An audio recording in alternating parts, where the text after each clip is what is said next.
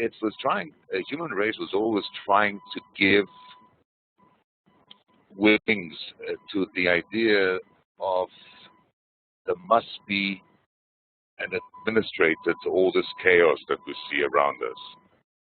If we plan something, there must be an administrator that would do again what he did last year. In other words, he would allow what we planted to gain power, and come next season, it will give us something to eat. And parallel to that, obviously, we had more and more tools that were being developed. And thinking and tools developed the wish to create a parallel system of management of the natural elements. The first one was the divine management, the supernatural management, the one that cannot be explained beyond the fact that it's unexplainable, but it's there. And the other one is the scientific one. The scientific one which started to find a system into which it could insert all the things that were happening. Obviously, it took a long time and a lot of try and error in the middle. We remember the Greeks who tried everything through their gods, and we remember Daedalus, who had it all right, but he flew too high. He was too ambitious. Being too ambitious, obviously, is then repeated in so many other cultures. It's repeated in the Tower of Babylon. It's repeated again and again. But I'm going to start with the Greeks. Why am I going to start with the Greeks? Because if you remember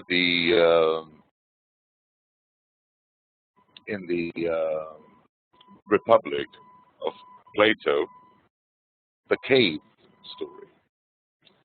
The cave story is exactly what cinema is all about. We see shadows. Shadows are playing tricks.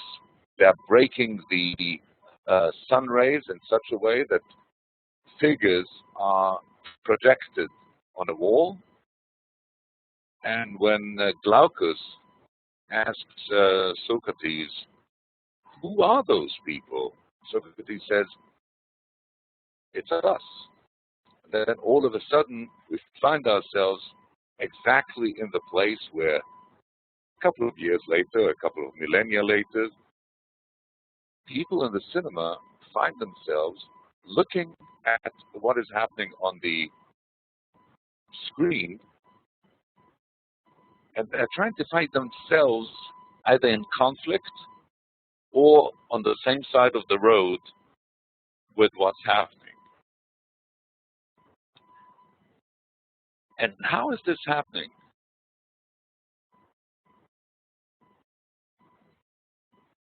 Can you all see the central picture here? We have two things that art has been doing to us all the time.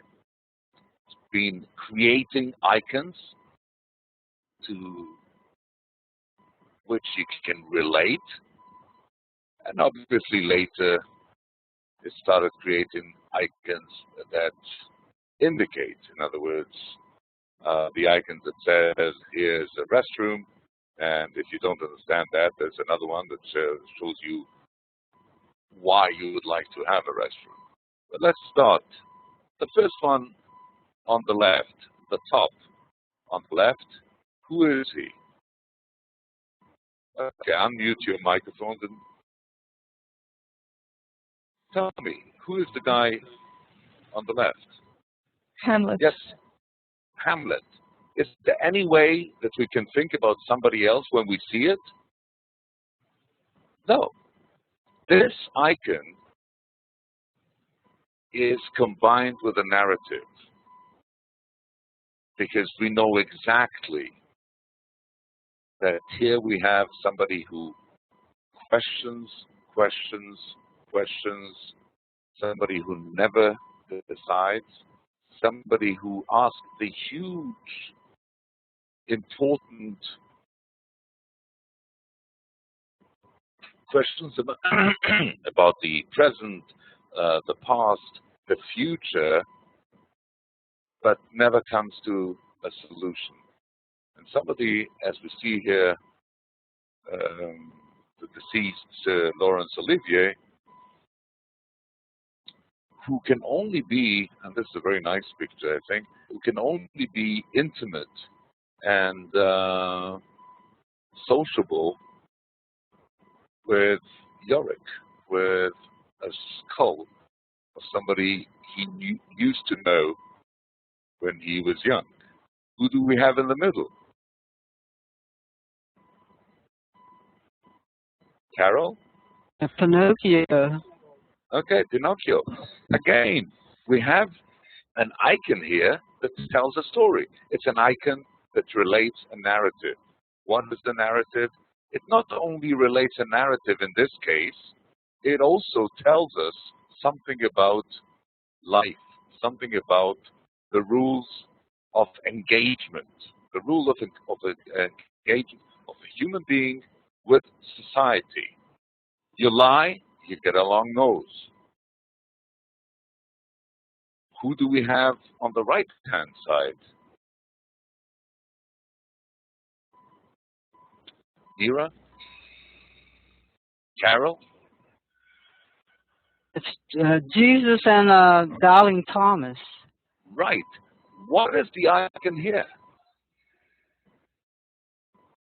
The icon that we have here tells us a story of who Jesus was, how understanding he was about the doubting Thomas. And Caravaggio, who did this icon here, it's a little bit more than an icon, but Caravaggio gives such an intimate and warm expression in the face of Jesus. Jesus understands that not everybody can grasp the huge idea of a messenger of the divine, a messenger of the unknown comes down, lives as one of the people, and suffers as one of the people. And the breaking point between Jesus Christ and Jesus of Nazareth before he became Christ, the breaking point is the death, because the death of Jesus Christ is the birth of a new religion. It's a birth not of a new belief, but it's a birth of a new set of rules, and it's all based on human beings. Thomas is a human being. He's one who does not believe. He wants to touch. Who do we have bottom left?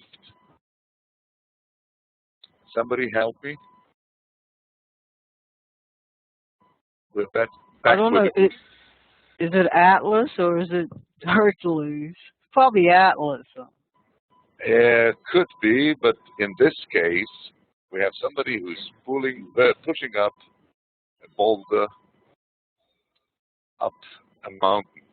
And when he'll get there, I can give you the secret. The stone, the rock is going to roll back down, and then he has to start pushing it up again. This is Sisyphus. Sisyphus, who is punished by the gods. And by the way, you hear the expression Sisyphean work used wrongly today. Sisyphean work is not something that is difficult. I mean, that's not the idea. Sisyphean work is above all, useless because it goes and, yes, Trey, you're right. It goes and repeats itself and nothing happens. And these are the basis of what we're going to be watching. And I would like to start with, let me tell you a little bit about our friend Luis Buñuel. Luis Buñuel, well,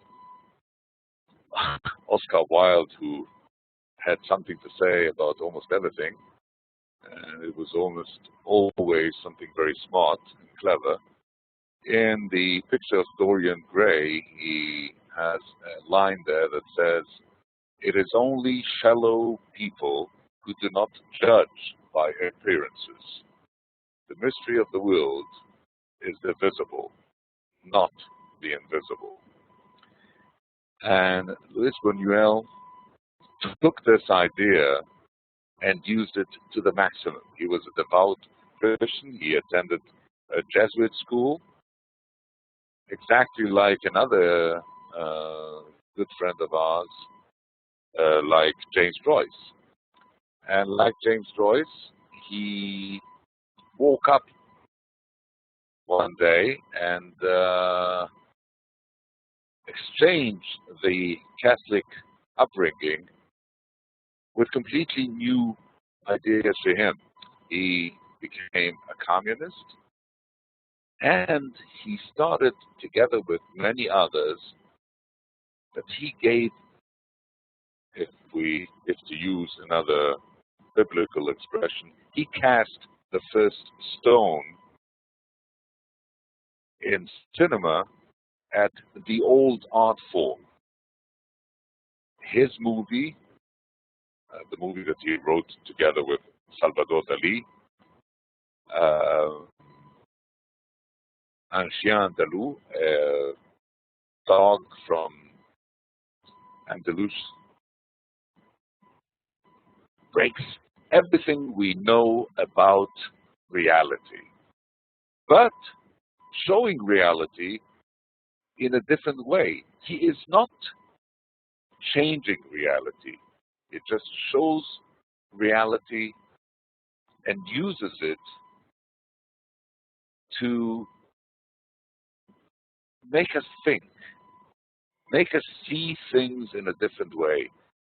I'm going to start showing the first video clip, and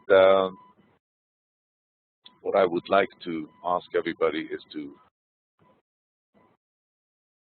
please, you have the possibility to enlarge this, but if you do, we might have some problems because of connection, because of the line. So just leave it small as it is, and obviously, we're not going to watch the whole movie.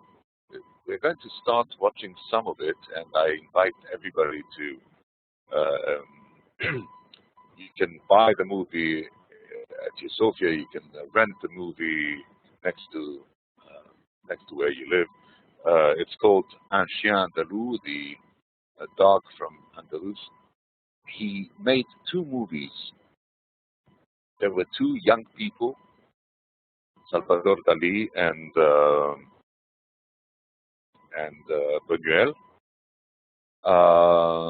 They came to Paris. They were lovers. They came to Paris, had nothing but the belief in their imagination and everything else, and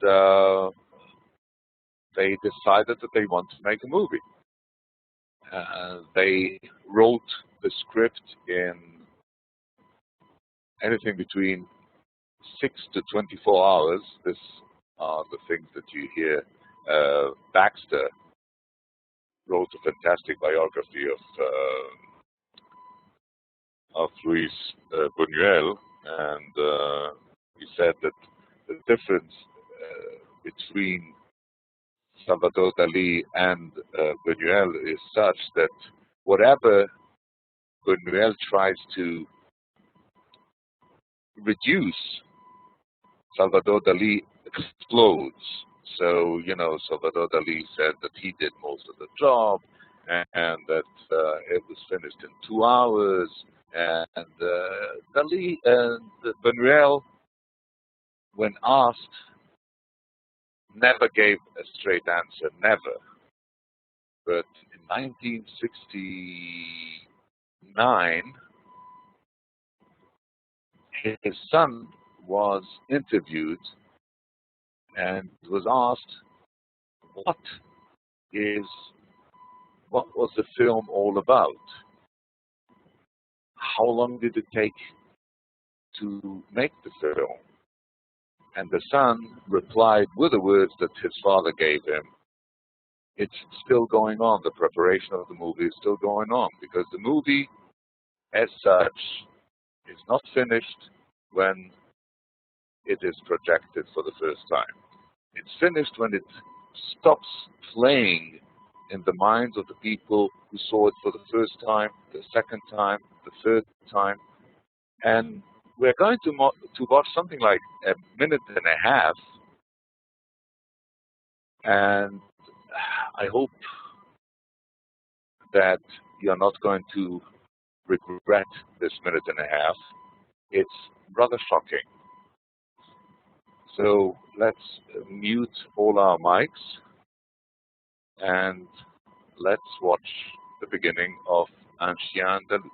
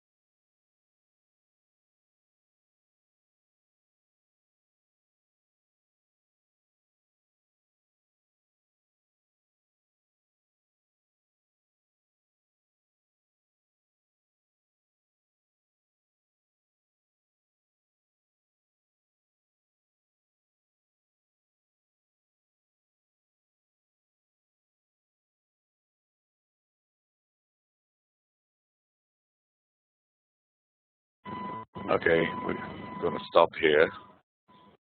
And what did we see here?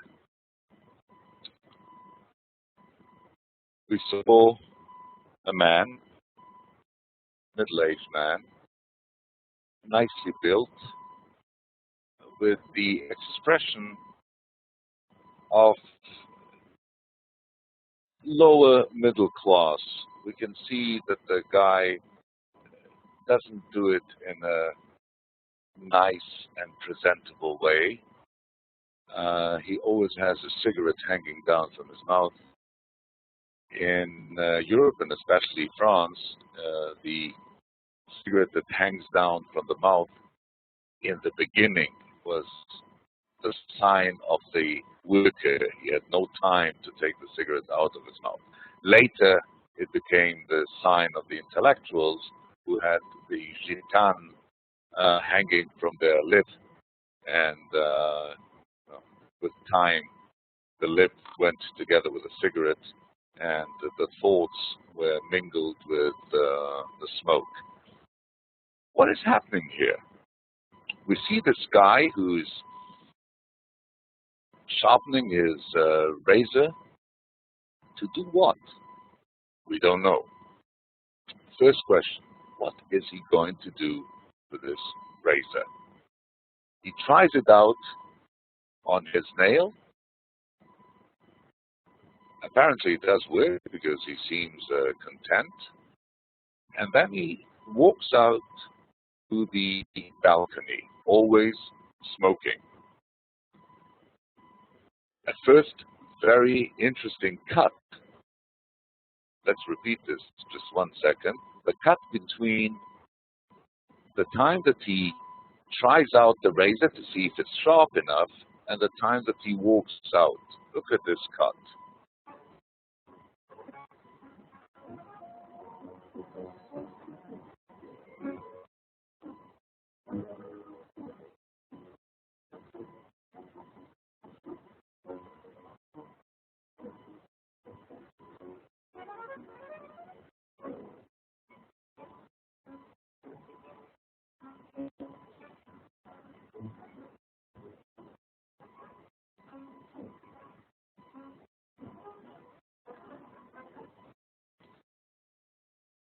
We can see here that in a very short period of time, in about 15 seconds, we have 5 cuts.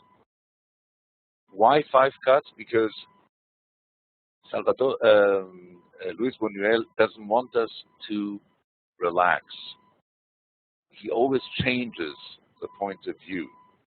We can also see that when the guy walks out, by the way, the actor is Luis Buñuel. It's him. He's 29 years old here, made to look.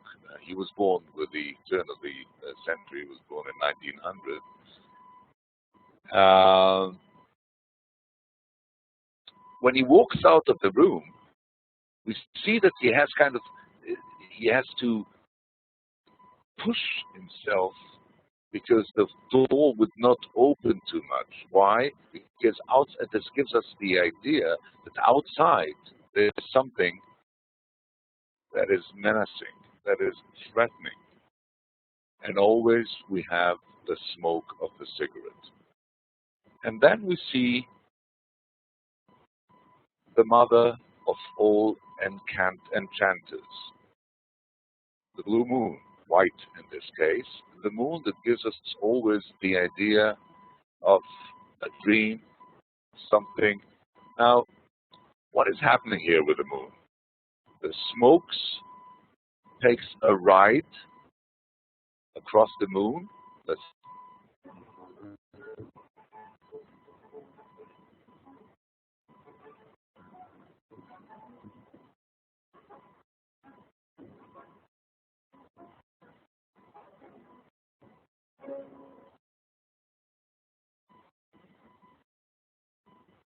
The smokes takes a ride across the moon. And what happens? Out of the blue, no connection, all of a sudden, we see this lady relaxed, sits back there, and somebody is slicing her eye. And the slicing of the eye is an icon. Is an icon that is telling us the story that the combination of the moon, which is about dreams, about something that is not easy to explain, and the slicing of the eye allow a lot of things to happen. Because the way that the eye is sliced, it becomes an eye no longer. It becomes like a fruit. A fruit, or maybe a shelter of little animals, and something is crawling out from there. Later on in this movie, we're going to go forwards a little bit. By the way, the movie starts, they say, with a title. This is a silent movie, of course. The title is Once Upon a Time. Il était une fois. Like all the good fairy tales, once upon a time. And then after this one scene, they go 8 years later, and let's see what happens 8 years later.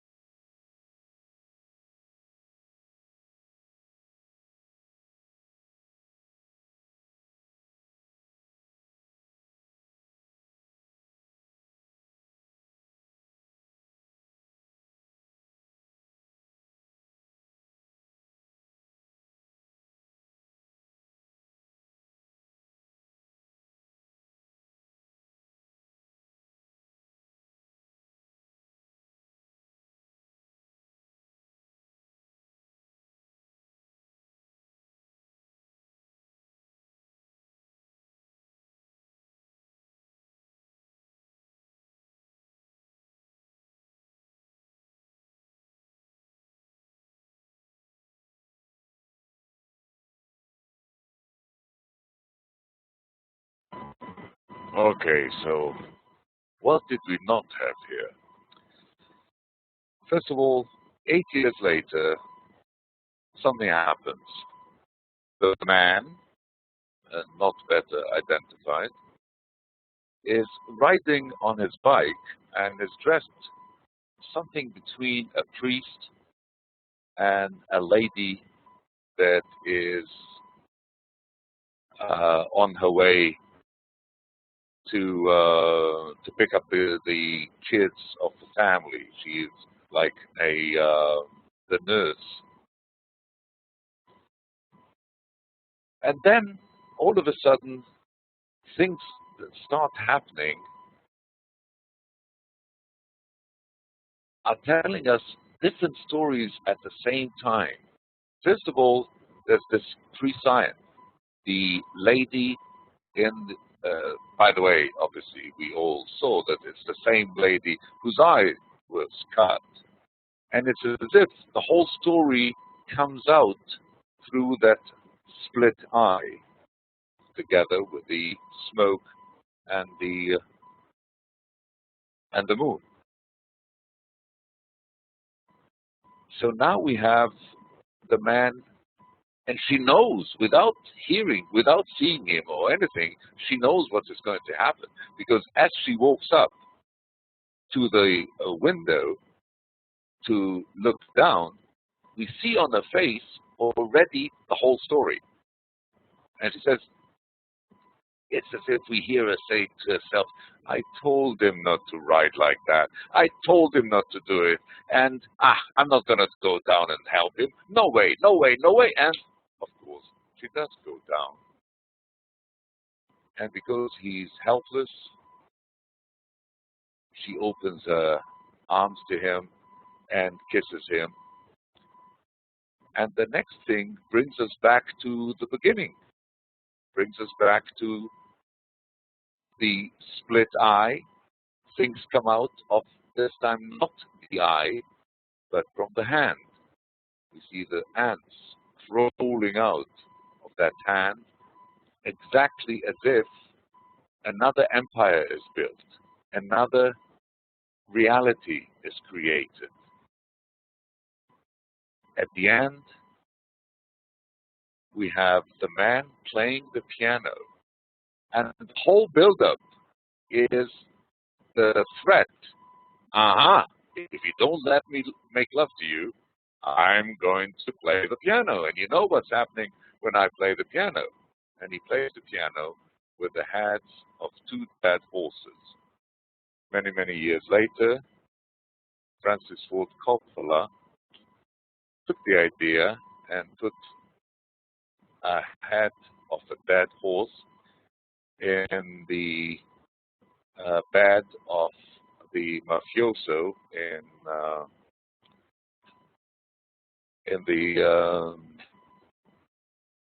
the famous film, the name only comes to me in Italian, Il Padrino, The Godfather.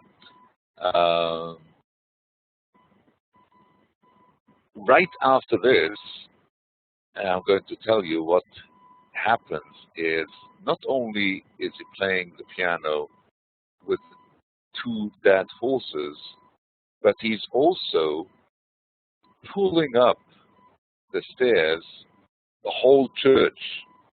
Two priests, by the way, the two priests are Salvador Dali, shot twice, are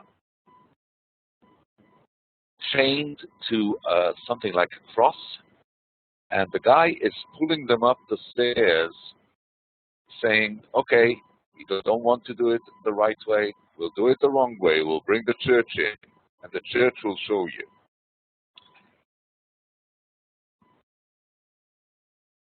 Here we have immediately a story that goes out of itself and is trying to find meanings not alone.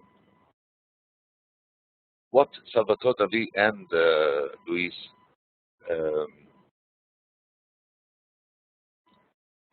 Buñuel are doing here They are throwing at us images, and they are telling us, you take this and make with it something. Because if you don't, we shall, and we will just keep amassing more and more images, more and more symbols, more and more icons, more and more narrative, and each and every one of those icons will have to be a narrative that you create, because we are not going to allow you to rely on narratives that are known to you. So a razor is not a razor. Splitting an eye is not splitting an eye. Playing the piano is about dead horses. And all this has to open up for us something that leads us on the way to being part of creation, being part of the creativity of the work of art. Without our creativity, this is just a chain of senseless images. One of the beautiful things that Buñuel said in his autobiography, he wrote an autobiography in 1964. It was called The Breath of the Thought. And he started it off by saying, thanks God, I'm an atheist.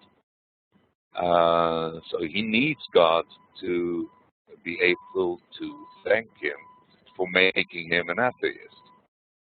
Orson Welles once said about Buñuel, he's a man of the church who hates God. But nobody can hate God like a man of a church. Let's see what was happening at the same time in another type of movie. And we are going to go to another master, Theodor Dreyer,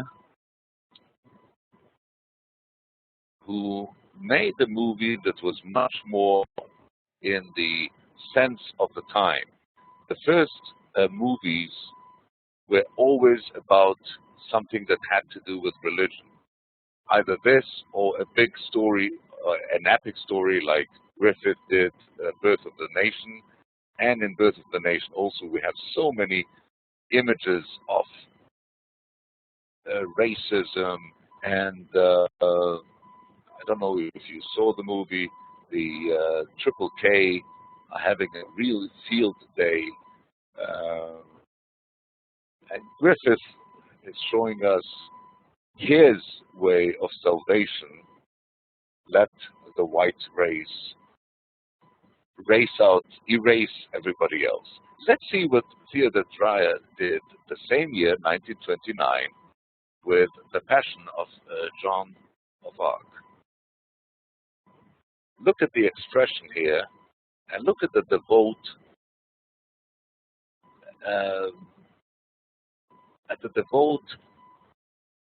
falsification of passion, the way we see it here.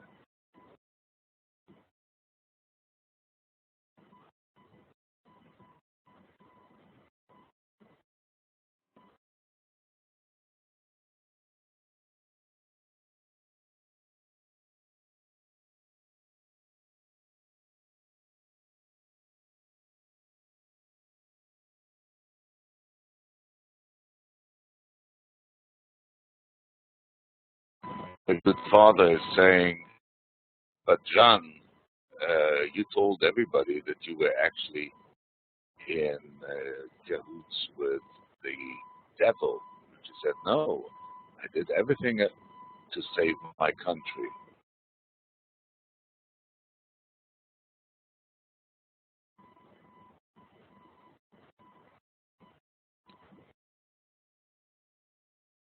So you still believe that you were chosen by God?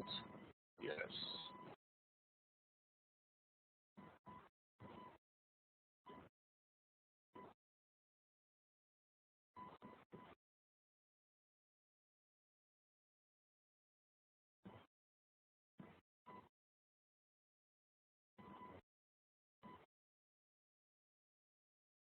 being chosen by God means death sentence.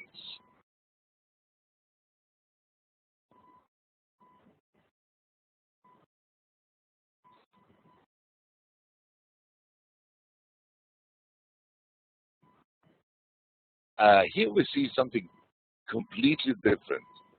Here we see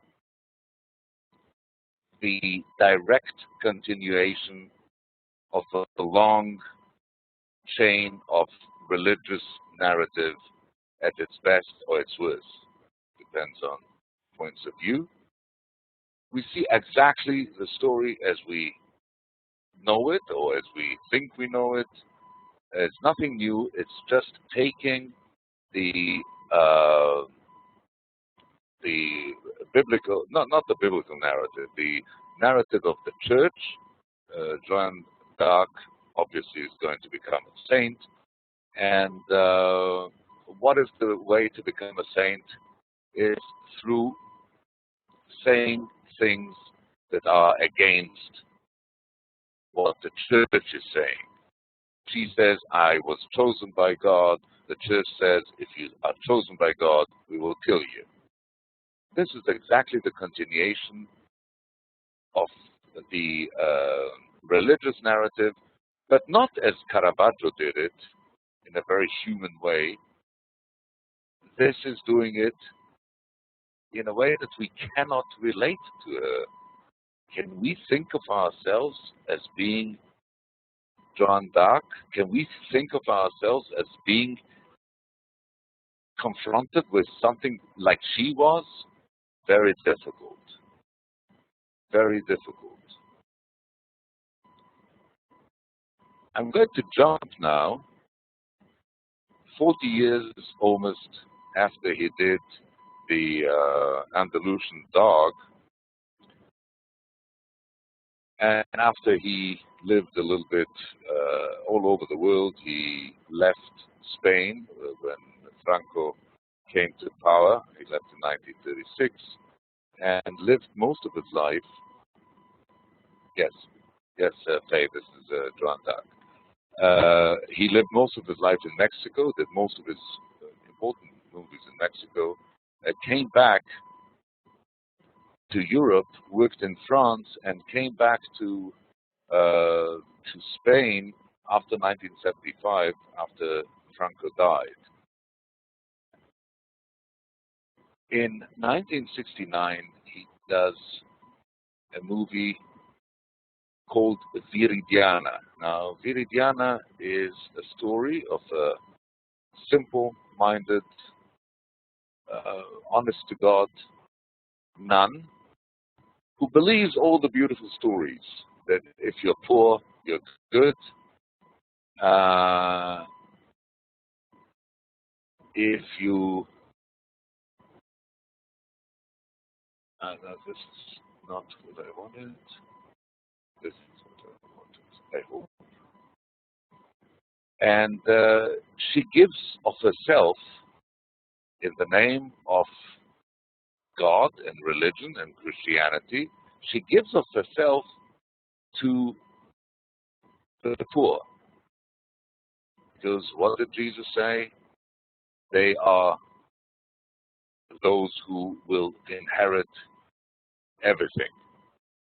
So we're going to go almost to the end of this clip. Yeah, this is more or less. Okay, here we go. We have here very poor people, drunk on very poor wine, on very bad wine. And what is Luis Buñuel doing of this? Where does it take us? Look at this.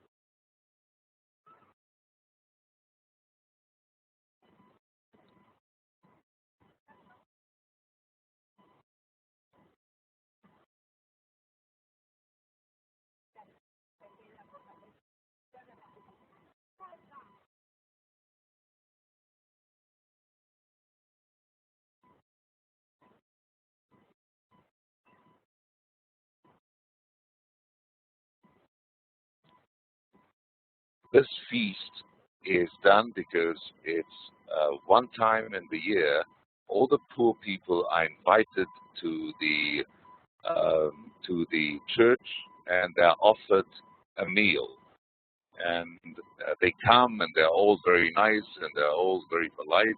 And little by little, with the bad wine and the food, they become normal human beings, and they become the beastly human beings that charity can bring out in the worst or the best of us.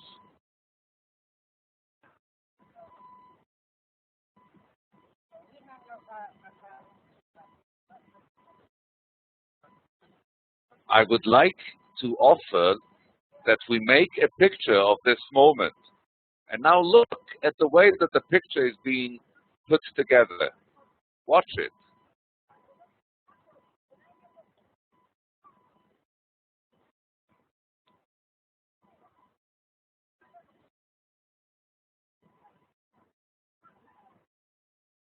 I'm going to take a picture to make sure that this stays forever.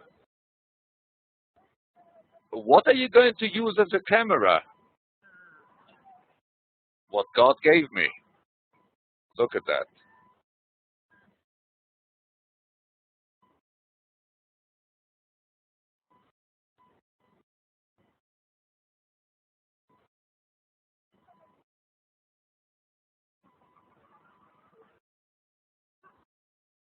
What is this reminding us of? Of the Last Supper. Jesus Christ's Last Supper. Exactly like it was painted and repainted so many times. Most famous, of course, by Leonardo. But what is Buñuel doing here? He says, into every icon, you have to think what is the real narrative, and not what everybody tells you it was. And then he takes it much, much further. And in almost towards the end of his life, he makes a movie called The Milky Way. Now, the Milky Way is here we are. Yes, the Milky Way is the long trip from Paris, more or less, to Santiago de Compostela, where in the 4th century it's told that the remainders of Saint Jack was found in this Spanish village, and since that year, every year, tens of thousands of people are doing the Milky Way and are going down to Santiago de Compostela. By the way, Santiago de Compostela is Saint Jack's Milky Way, or Way of the Stars. And what is Luis Buñuel doing of this? He takes it and brings into this very nice and religious and beautiful surroundings and a lot of love, obviously, and he brings into it all the icons of Christianity, and he deals with it in his own way. Let's see how it goes. This is the beginning.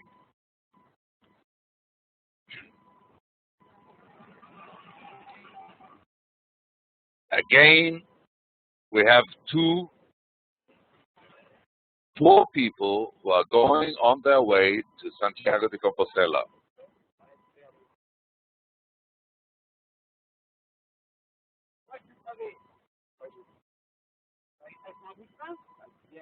We don't have any bread left? No, we don't. We have nothing. All of a sudden, who is this?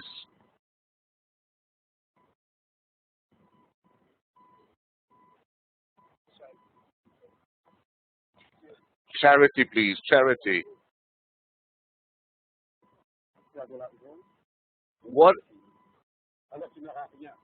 what is the color of the inside of the coat of the gentleman? Red. What is the color of the devil? Satan? Red. Satan comes and what is he doing here? He says, if you don't have money, you'll get nothing. And you? Yeah, I have some. Well, if you have a little, I'll give you a lot. Are you going? Are you going to Spain? How do you know? Well,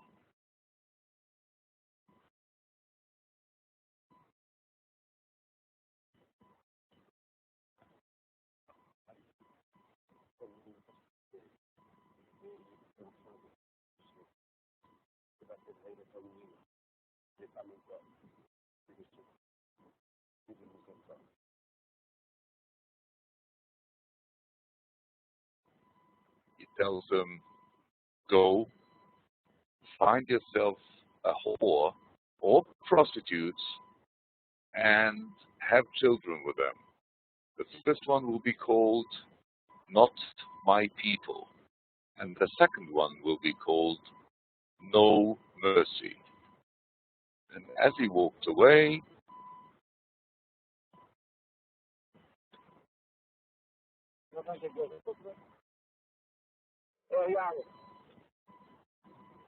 here is one of the children to be born later, and of course we have the white dove.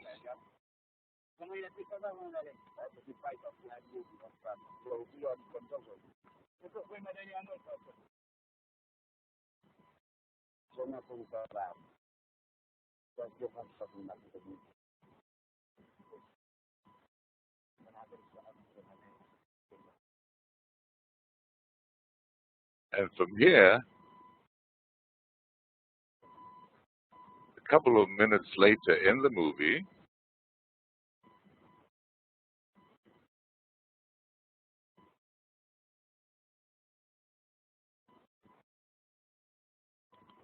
they're still on their way to Santiago de Compostela, and they're still trying to hitchhike, and they're tired and they're hungry. So,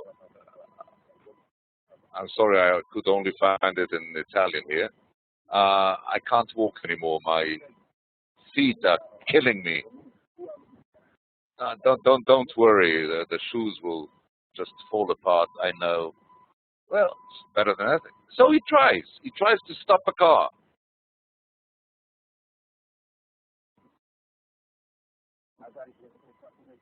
I hope that you'll break your head. And what happens? Look at the expression Laurent Terzieff. It's like, wow, did I succeed this time?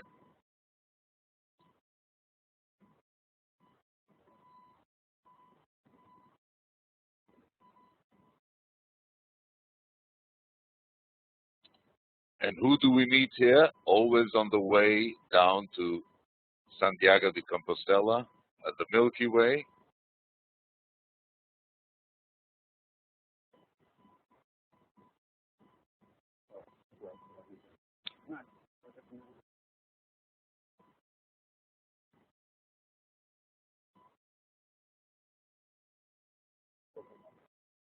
Should we tell the police? Ah, leave it. Look who is sitting. Look who is sitting there. Don't go to the police. They'll just question you and question you. Aren't you? Aren't you hurt? I only got here when you blessed them with your cursing. Go and kill yourself. Who are you? I'm a worker that strikes never.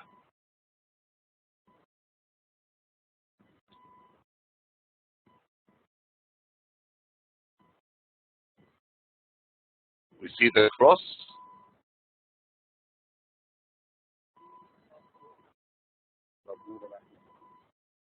Down there, the tears are useless. Down there, all the regrets serve nothing.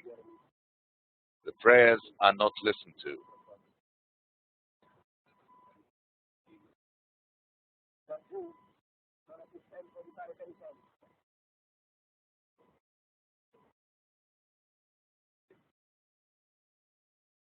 At that point, there's no way to look back. There's no way to regret and repent anything that you did.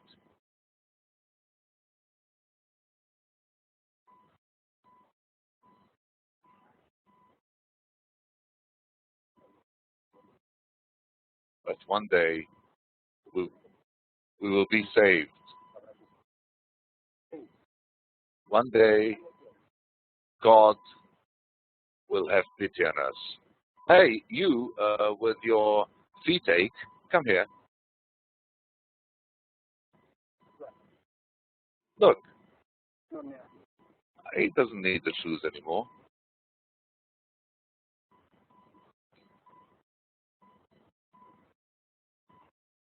So Christian charity is delivered by the angel of death.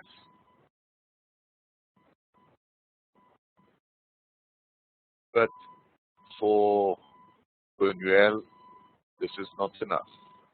He takes it one step further. And in a very beautiful scene, which brings us towards the end of our meeting today, this is the feast of the end of the year in a school of nuns. The children come, tell us the story, and our two pilgrims happen to be at this feast of the end of the year, and look what happens here.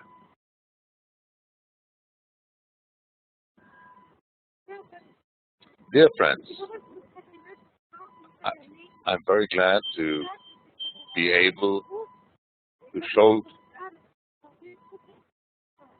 a little feast that we prepared for the end of the year. The text is known by every. It's the narrative that we pray every day. Look what he sees. He sees the people watching and marching through the streets of Paris. And she talks.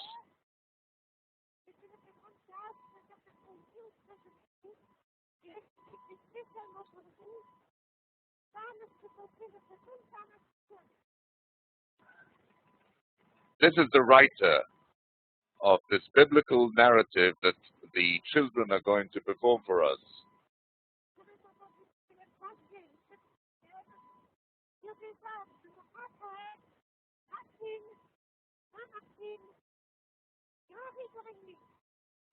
And now the children are going to start by quoting from the poetry of our great poets.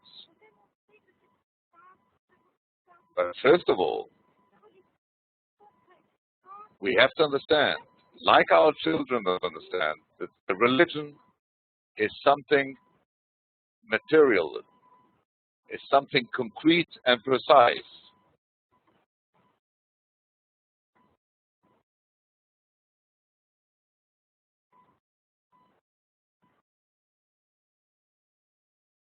And in this meantime, what does he see?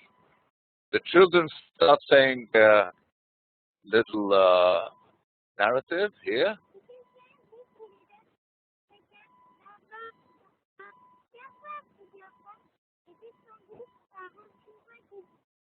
If somebody knows that taking many women is against the law of the church, and yet he does take many women, what will happen to him?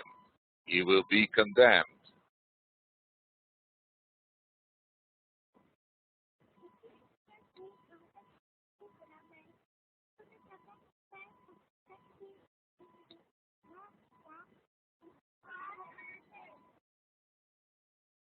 And here, before we go back to the left terrorist marching through the streets of Paris, what is she saying? If somebody believes that the pain of the mother is bigger than the sacrifice of her son, Jesus Christ, he will be condemned. And on they go.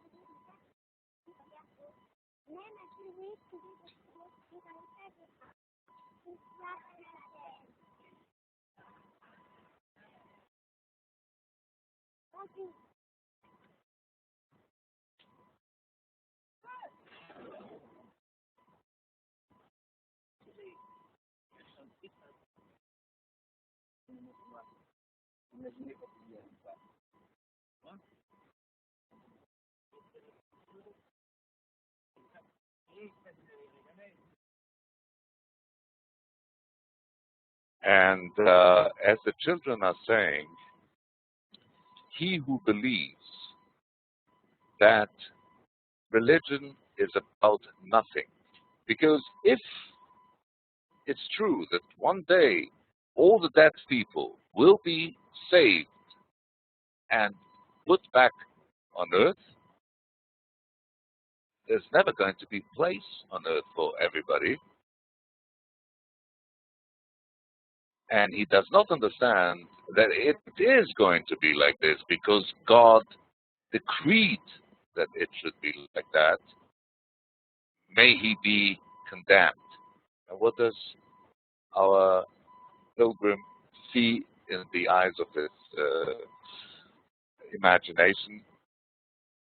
He sees the people that are getting tired of being told things that for them mean nothing, but that have a huge influence in their lives. So how does this little scene end?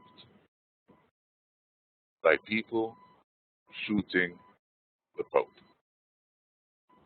putting an end to a story. Obviously, the story has no end. This happens just 6 years before Ali Akshar actually did try to shoot the Pope. The Pope was saved, as was the divine narrative. Let me stop here and open up a conversation. What did we see today?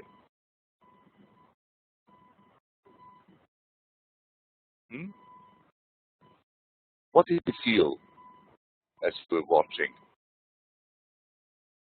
What came to mind? Unmute your mics, please. Speak your heart. You don't have to answer me. Just, take the movie with you and let it speak through your feelings, through your emotions. Just take a minute to consider, to think. I'm not going to name names and point fingers. Whoever feels. Excuse me, if I may say something. I had many problems during your presentation with my internet connection, so I couldn't exactly watch the movies. I only heard the sound. But I can speak about Buñuel since I have watched him earlier. Okay, much better. Yes. And the thing is, the surrealism is really something that you need to take a research about before watching anything. I think so. So those are images that affect my imagination and associations that I have about these images. and not the narrative, not the story, not because I don't think there is a story, a coherent story that can be told in words. Well, Excuse me, Tatiana, my English is not very bad. no, it's fantastic. You made yourself understood and it's very clear. So don't you think, Octaviana, that there is a narrative, but it's not a narrative that is imposed on us by the director. It's a narrative that the director only hints Yes, and gives us, gives us the key, but we don't know to what door. We have to provide the door. He provides all the keys, yes. no doors. And we have the responsibility about our doors, about Exactly, our choice. exactly. And if we think, I mean, are we all probably familiar with Salvador Dali's paintings? And I take into, I would like to bring now the image that I think we all know of the melting watches, right? While we talk, I'll try and bring it here from the internet. But I believe we all know it, no? The melting watches. Now, Salvador Dali, surrealist, all the way from the beginning, all the way to throughout his career. A big provocateur, enfant terrible, whatever you want to say. What is the difference, the huge difference between somebody who is so straightforward, down to earth as Buñuel and Salvatore Dali? Both of them surrealists from the beginning all the way to the end of their career and the end of their lives. What is the big difference between the way that Buñuel is showing us his surrealism and the way that Dali shows us his? Well, except for the medium, I think the huge difference is sensationalism. Dali Okay. really wants to be sensational. That's my view of it. And Buñuel is somehow more profound, in my view, would Let's think. communicate. Exactly. Let's think why. Because in my book, what I feel, Dali does not offer us something to eat. He offers something that he has pre-masticated. He offers us the interpretation together with a text. The melting watches, what else can we see there? Buñuel does not. He tells us only the ingredients. And what he does is he shows something very real. Nothing about melting watches. What Yes, you call the profound sense that one can see in the works of Buñuel, it's because of his sincerity. It's because of, you mentioned the word sensationalist. You know, Andy Warhol once said that it's better to have 15 minutes of glory in life than to have a long, desperate life of boredom. And obviously, Andy Warhol used a lot of sensationalism in order to create his seconds of glory. And the difference between somebody who chooses a way and stays with that way, which brings to mind that here is the guy that looks down at everybody in the world and says, I have the answers. And to you, I only give the possibility to ask any question you want, but I have all the answers. And the answers are in my brilliance. Buñuel, in his sincerity, in his candid way of always doubting. It's like the doubting Thomas in Caravaggio. He always wants to put his finger. By the way, in Italian, I don't know if anybody speaks Italian, there's a saying in Italian, mettere la dita sulla piaga.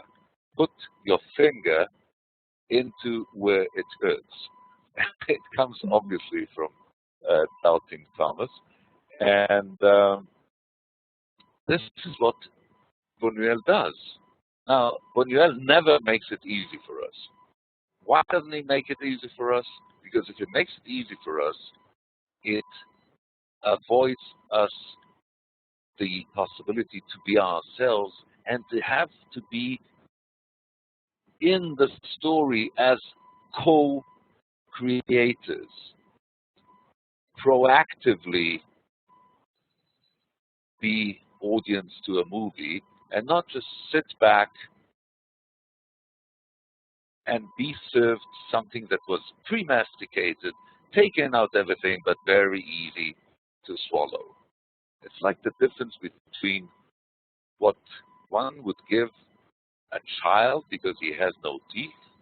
So you would give him something that is almost pre-masticated. It's not pre-masticated, but it's been processed and processed and processed. As people grow older, it's not that they don't have the possibility to eat processed food, but they choose to eat other things. At least most people do. And that's exactly the difference between being sincere and asking the audience to participate in the creation and not giving the audience everything with the spoon. Okay. Anybody else? What did you feel? I just want to say one thing about what you said, Octaviana. I think every work of art has many layers of being able to participate in it and being able to enjoy it. The first layer is straightforward. You watch something and you give it the respect that you feel it merits. In other words, when you watch the first time a movie by Buñuel or by Bergman or by Fellini or by or a painting by, you are forced to give it the respect because you can see and feel the sincerity behind it. So the first impact with a work of art does not have to be related to what you know or what you don't know. Okay. I'll take, something like Ulysses, James Joyce. You read it the first time. I enjoyed reading it just for the sense of reading it. We know that Marilyn Monroe was once caught with a book in her hand, and she was reading it, and the break between some advertisement that she was photographing. And the photographer asked her, "Are you reading Ulysses?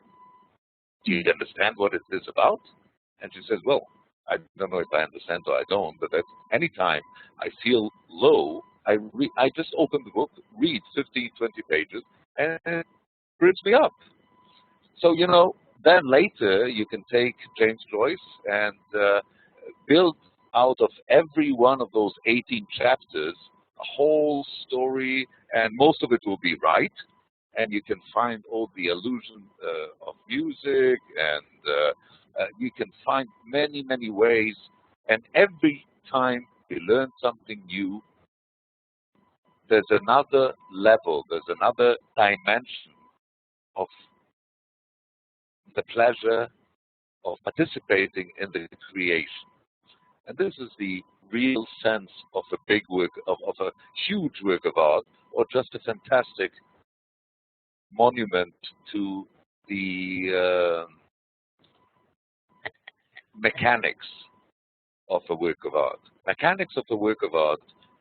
I'm sorry, I don't want to be opinionated, but I happen not to like Salvador Dali very much.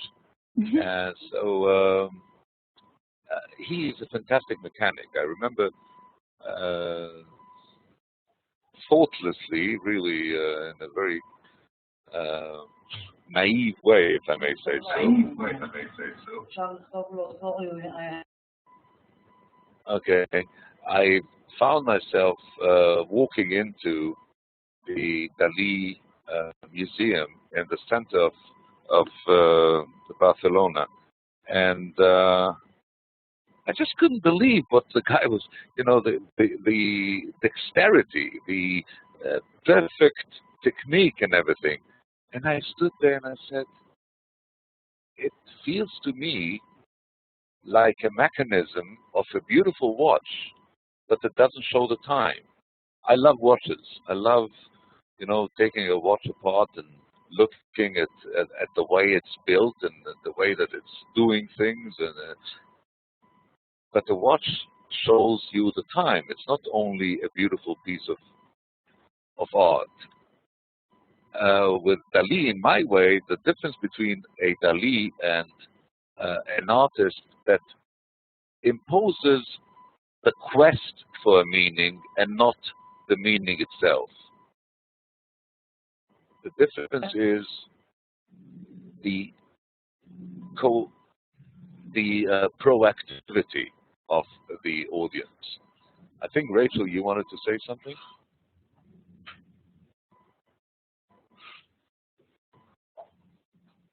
So I was wrong. Anybody else? If I may add something. Go ahead, by all means.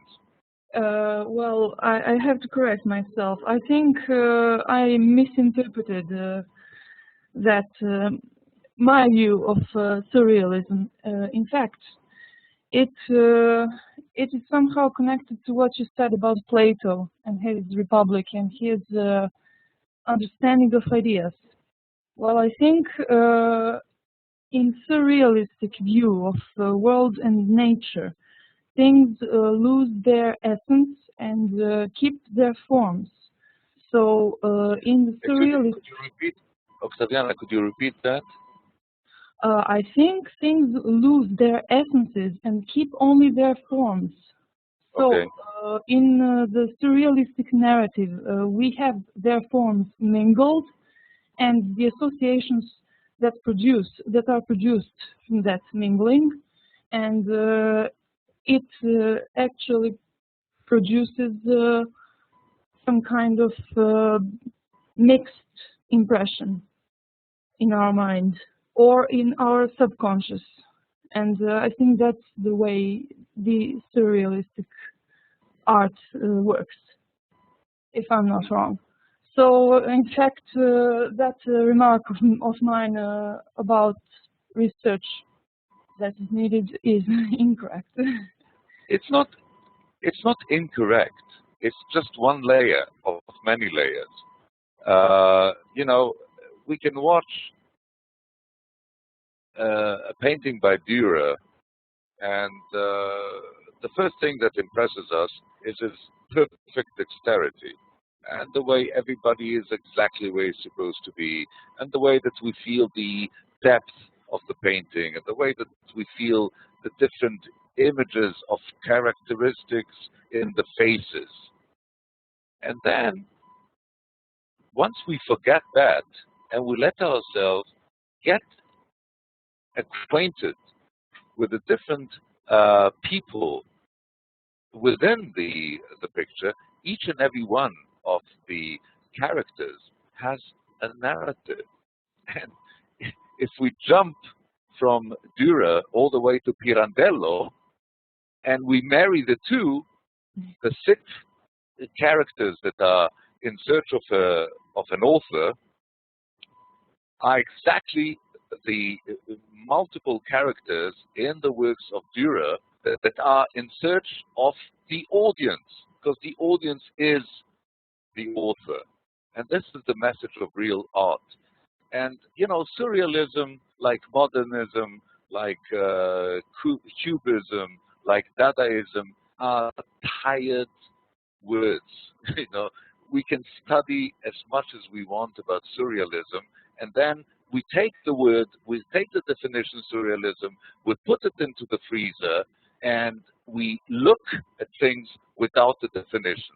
And all of a sudden, something that was closed in a drawer, and on the drawer there was a title, all of a sudden you send your hand to the handle of the drawer, and there's no handle there. And you pull, and what you are pulling out is a tapestry of dreams. You're pulling out a carpet, and you allow your mind to always remember that it was supposed to be a drawer. But if you don't take into consideration the well-established, pre-masticated definition of words, you get your first impression. And the first impression either hits it off with you or it does not. And you know, and the examples are multiple. You read Lolita for the first time, and you know, it either talks to you or it doesn't talk to you, but it's at a very basic level. You read it again, it gets another basic level, and again and again, and all of a sudden, for some, it becomes a work of art. And a work of art is not only in what we want to consider art as opposed to science. Take the history of time. Take Stephen Hawking and read his book and stop and ask yourself, what is the guy saying? Although his language is so clear, and all of a sudden you find yourself being launched into a desert that turns into a tsunami, an ocean that turns into a valley of plenty, and all this through the eyes of somebody who is supposedly just a scientist. You know, he's not an artist.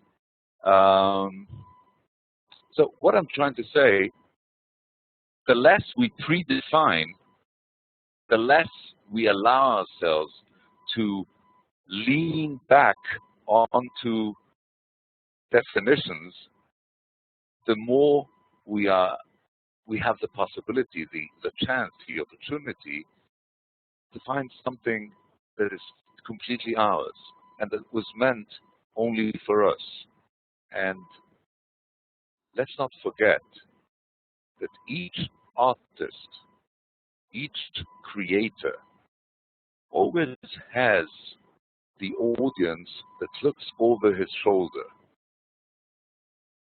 And for every work of art, there's a different shoulder, because in the concept of the audience, the shoulder is something that changes. It can be one time, it can be the huge boulder, the huge rock of Sisyphus, and we get a creative mind like Albert Camus that finishes his essay by saying, Sisyphus is happy.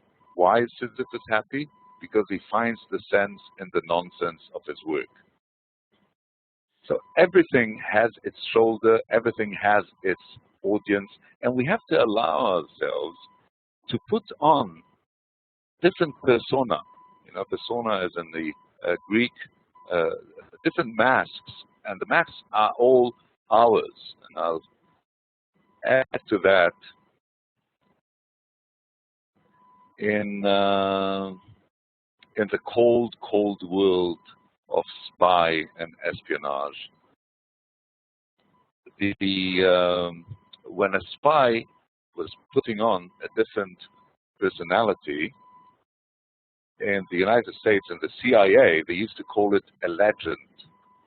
because every personality that the spy puts on was supposed to be a legend, and the legend was very precise and was built with a lot of details.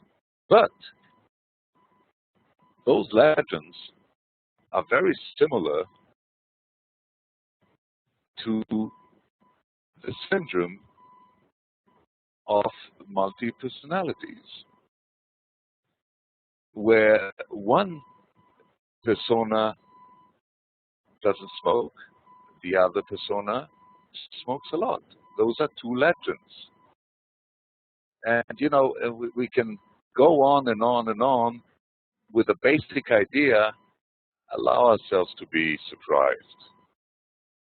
Let's not come with the predefined ideas in front of a work of somebody else. Now, it doesn't mean that we have to be non-critical. It doesn't mean that we have to accept everything because, you know, maybe there's something that we did not understand. First of all, let's get rid of all the predefinition, of all the preconceived ideas, and just get, with a virgin mind, get ourselves in front of the work of art. And let the work of art communicate with us. But allow the work of art the luxury of getting a second chance. If we don't understand it right away, let's open our mind. Maybe it offers us something much more profound, as you said, Octaviana. Yes. Anybody else?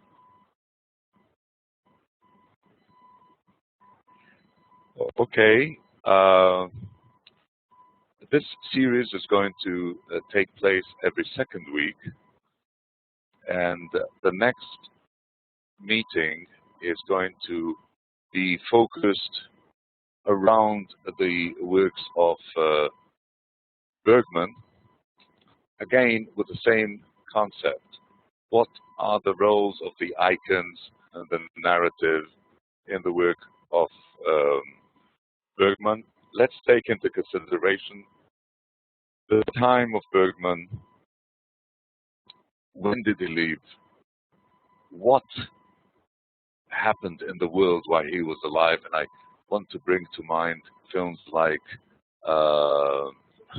Persona, where a woman loses her ability to speak. Why? Because she cannot communicate. She cannot think about communicating what she lives during the world. And we see her watching a television where the young Czech protester puts fire to his body in Prague. And so many other things that come to mind, you know, the narrative and the icon of the virgin who would not lose her virginity without putting her life together with her virginity, and she would lose everything in the spring of the Virgin Spring, and of course the fantastic play of chess between the knight that comes back from a crusade and the angel of death that gives the knight the possibility, I will not take you with me until our game is ended. And we play chess, and he tells him, if you win, I might even give you a chance to stay alive. Although we know, sorry about that, though we know that at the end, as the angel of death tells the knight, I have never lost a game yet. Okay, I invite you, please watch movies of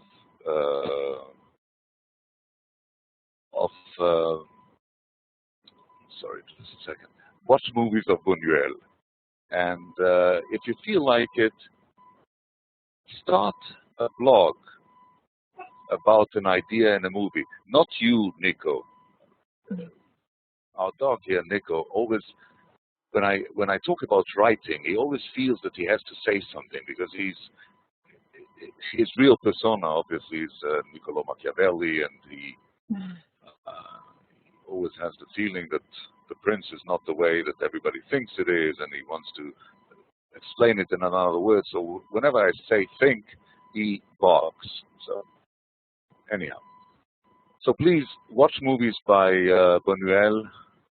Send your sensations, your thoughts, your feelings, your emotions, and let's start a blog with posts of people that discuss through ideas and use words for opening gates and not for communicating, you know, the bit senseless things that people do communicate today in the social network, so-called the book of your face, or the face of your book, or whatever. This morning I woke up and I found that the sun was shining. And somebody else, dear, you're so profound. So let's try for something else. Thank you very much for being with us. And please visit us again at Eusofia, where Minds Meet Online. Tomorrow night we have another meeting with a beautiful mind, a beautiful person to go with it.